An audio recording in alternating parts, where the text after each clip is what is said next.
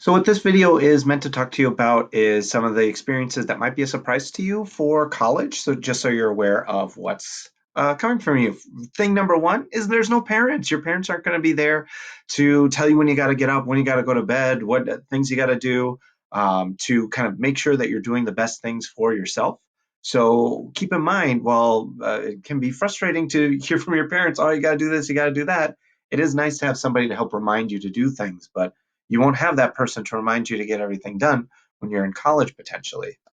No one cares if you miss classes, mostly. A lot of professors don't always take attendance.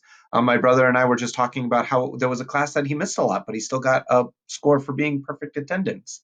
With 300 people in a class, potentially, a teacher's not going to sit and count all the heads at the beginning of class. So it's on you to make sure that you are showing up to class, because if you're missing class, there are things that their professor might not necessarily talk about that happen in class, but they might not happen in the reading. So it's very important to be there.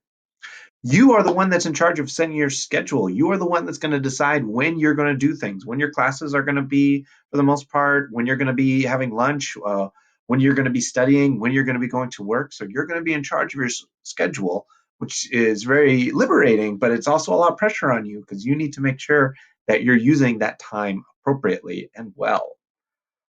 Your final exam might be worth 60% of your grade, which is a huge amount of your grade. So it all comes down to what you do on that very last test. So it's making sure that you're working really hard throughout the semester. So when you come to that final exam, it's going to be really important. When you get to that final exam, you're going to be able to do well on it. You're still going to need to study, but it's not that you're trying to do a whole semester's worth of work in just a couple days. Next thing, some classes with that no homework idea, that doesn't mean you should not be studying. You should be making sure you're keeping up with your assignments and doing what you need for those classes. A good rule of thumb is that you should be studying 2 to 3 hours for each hour you are in class. So let me say that again. For each hour you spend in the classroom, you should be spending 2 to 3 hours studying for that class outside of that class. So if you have a 2 hour class, after from that class to kind of like really get all the material for that class, you want to be spending 4 to 6 hours making sure that you're getting the material. That's extra assignments, maybe extra readings, things like that. Writing a college paper is really important. It's not always going to be that 5 paragraph style that you've been using a lot in high school. It's going to follow different setups. They're also often longer, but making sure you have a good quality paper is going to be really, really important. And it's a bit of a step up from papers that you've written in high school. So it's important that you're prepared, that you can't write at the level that you're writing in high school. You're expected to write at a college level. That said, there are tons of resources on your campus to help you write that college paper. There are people who just sit there around and read your paper and give you feedback about them. So it's really nice that there's somebody there to help you out. There's math labs, and then they can help you out with making sure you've got your math homework done. There are mental services. There's a lot of stress and pressure with all this stuff. So there are free resources on campus to help you like mentally deal with staying sane while you're doing your college stuff. Homework is not always checked. So while you might be spending all this time with your homework, you're getting a lot of learning out of that, but the professor's not going to always check it, which is similar to high school. Realize that the idea with that homework is to prepare you for that final exam. So if you're not necessarily keeping up with those homework assignments, it's going to make those final exams, which are graded, even more difficult.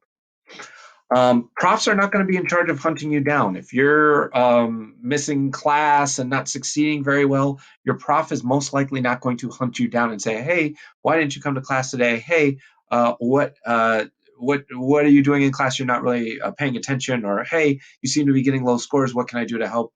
It's going to be on you to go out and help them. That said, if you go to your professors, they are more than willing to help you out, but they are not going to be the ones that are going to instigate that conversation. It's going to be on you to make sure that you go to them and ask those hard questions about what do I need to do, and specifics like, I'm really struggling with this idea that you're talking in class, and I need more information about this specific step. It's what we practice in the tutorial process. You're going to do it with your peers, you're going to do it with your profs.